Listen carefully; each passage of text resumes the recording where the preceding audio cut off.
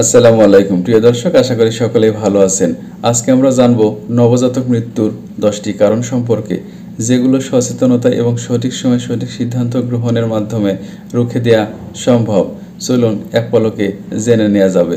Number 1, prematurity এবং low birth weight. Number 2, neonatal infection.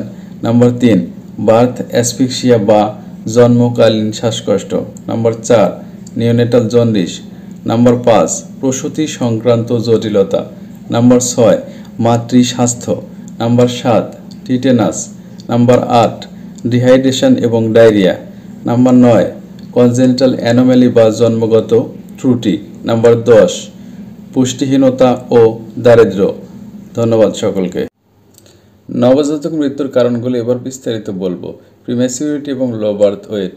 অপরিণত শিশুর জন্ম সাধারণত 37 সপ্তাহের আগে এবং কম ওজন অর্থাৎ 2.5 কেজির নিচে হয়। জন্মের পরে তাপমাত্রা নিয়ন্ত্রণের সমস্যা হয় এবং সংক্রমণের ঝুঁকি বেশি থাকে। নিওনেটাল ইনফেকশন যেমন সেপ্টিসেমিয়া, রক্তে সংক্রমণ, মেনিনজাইটিস, নিউমোনিয়া এবং নাভির সংক্রমণ অর্থাৎ আম্বিলিক্যাল কর্ড ইনফেকশন হয়। অনিরাপদ প্রস্রাব বা অপরিচ্ছন্ন পরিবেশে জন্মের কারণে এই সংক্রমণগুলো ঘটে। জন্মকালীন শ্বাসকষ্ট, এটা খুবই খারাপ। প্রস্রাবের সময় অপর্যাপ্ত অক্সিজেন না পাওয়ার কারণে এই সমস্যাটা হয়। সাধারণত এতে মস্তিষ্কের ক্ষতি হয়ে যেতে পারে, এমনকি মৃত্যু পর্যন্ত ঘটতে পারে।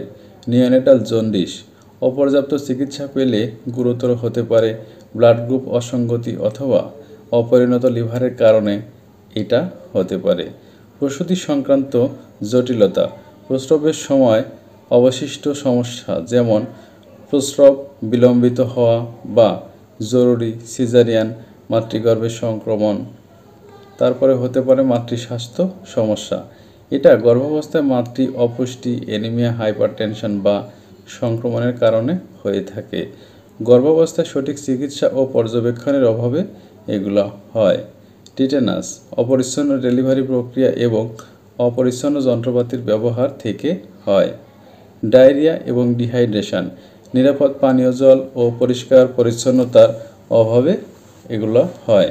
কনজেনিটাল অ্যানোমালি বা জন্মগত ত্রুটি, হার্ট, ব্রেন বা অন্যান্য অঙ্গের জন্মগত সমস্যা হয়।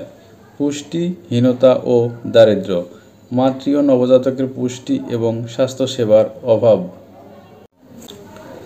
প্রতিরোধমূলক ব্যবস্থা কী কী নেওয়া যেতে পারে, চলুন এক পলকে দেখে নেওয়া যাক।